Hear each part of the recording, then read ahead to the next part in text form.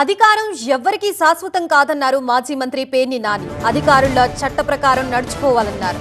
మచిలీపట్నంలో వైసీపీ కార్యాలయం విషయంలో మంత్రులు చెప్పిందే పాటించడం కాదు, కోర్టులు చెప్పినవి కూడా పాటించుకోవాలని సూచించారు. టీడీపీకి కొందరు అధికారులు పాలేరుల్లాగా వ్యవహరిస్తున్నారని మండిపడ్డారు పేర్ని నాని. మొన్న కూడా హైకోర్టు తీర్పు వచ్చంటే హైకోర్టు చీఫ్ జస్టిస్ గారు తీర్పు ఇచ్చిన తర్వాత కూడా మళ్ళీ బిల్డింగ్ కూలగొడతానని చెప్పి ఆయన నోటీసులు ఇచ్చారు. ఆఫీస్ కొలవటానికి వచ్చారు. సరే కొలం, మాకు నోటీస్ ఇచ్చారు, వెళ్ళాం. సరే కొలమన్నాం, కొలిస్తే ఏముండదు. అన్ని చోట్ల బిల్డింగ్ మేము ప్లాన్ పెట్టిన దానికంటే కూడా ఎక్స్ట్రా సెట్ బ్యాక్స్ ఎక్స్ట్రానే ఉన్నాయి. కోర్టు తీర్పులు వచ్చినా కింద కోర్టు పై కోర్టు అంటే సింగిల్ బెంచి డివిజన్ బెంచి రెండు ఇచ్చినా కూడా నువ్వు అసలు ఎందుకు వాళ్ళకి ఆక్యుపెన్సీ సర్టిఫికేట్ ఇవ్వట్లేదో రాతపూర్వకంగా నాకు సబ్మిట్ చేయమని చెప్పి గట్టిగా చెప్పారు. నేను జైల్లో వేస్తా జాగ్రత్త అని కూడా చెప్పారు. Resonance mini JEE mock test కి రిజిస్టర్ చేసుకోవడానికి minijee.com ని విజిట్ చేయండి. Initiated by resonance media partner TV9 Telugu.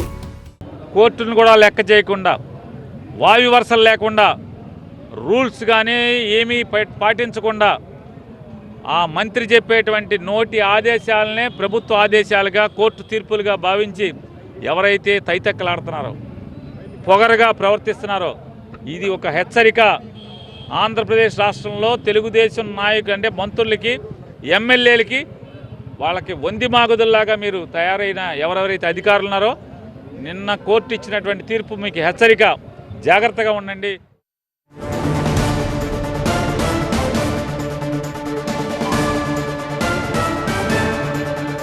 అధికార మదంతో రాష్ట్ర ప్రభుత్వం విర్రవీగుతోందన్నారు పేర్ని నాని. విచ్చలవిడిగా బరితెగించి ప్రవర్తిస్తే చూస్తూ ఊరుకోవమని హెచ్చరించారు. ప్రజల భూముల్ని నారా లోకేష్ 99 పైసలకే ఇచ్చేస్తామంటున్నారని, మీ హెరిటేజ్ భూములు కూడా ఇలాగే రూపాయి అర్ధ రూపాయికి పంచుతారా అని ప్రశ్నించారు పేర్ని.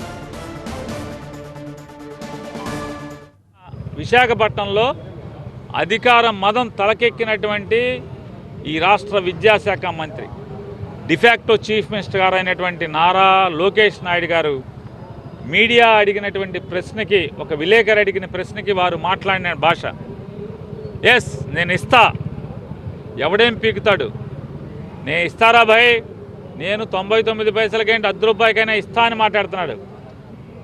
ఆంధ్రప్రదేశ్ రాష్ట్ర ప్రజల తరపున, గొంతు లేనటువంటి అమాయక ప్రజల తరపున మీడియా అడుగుతుంది, నాలాంటి వాడు అడుగుతున్నాడు. నారా లోకేష్ నాయుడు గారు జనం ఆస్తి కాబట్టి పంచుతాను, 50 కోట్ల ఆస్తిని అర్ధ రూపాయికి పంచి పెడతాను, ఎవడాపుతాడు నన్నని అధికార మదంతో మాట్లాడుతున్నారు కదా. మీ మదమే నిజమైతే, మీ న్యాచురాలిటీ అయితే మీ హెరిటేజ్ ఆస్తులను కూడా ఇలా అర్ధ రూపాయికి పావలాకి పంచి పెడతారా?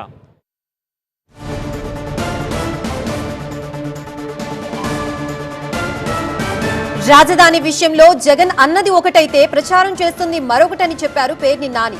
హైవే పక్కన కడితే బాగుంటుందనే జగన్ అన్నారని, కానీ ఆయన వ్యాఖ్యలపై తప్పుడు ప్రచారం చేస్తున్నారని తెలిపారు. జగన్మోహన్ రెడ్డి గారు చెప్పిన మాట ఏంటి?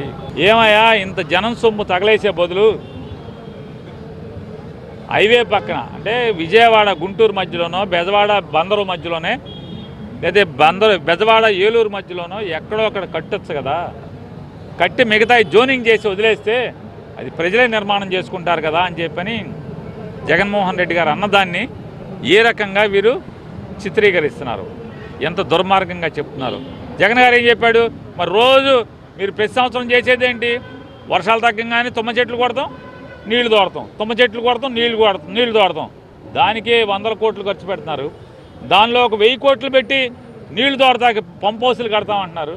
ఇదేనా పోలవరం ప్రాజెక్టా, పట్టిసీమ ప్రాజెక్టా, లేదా ముచ్చుమర్రి ప్రాజెక్టా, లేదా రాయలసీమ లిఫ్ట్ ఇరిగేషనా? 1000 కోట్లు పెట్టి లిఫ్ట్ పెడతాం ఏంటి? అంత వరద వచ్చే చోట రాజధాని కడతాం ఏంటి అనేది జగన్మోహన్ రెడ్డి గారు ప్రశ్నిస్తే దాన్ని ఈ రకంగా మీరు అవాకులు చవాకులు పెడతాం.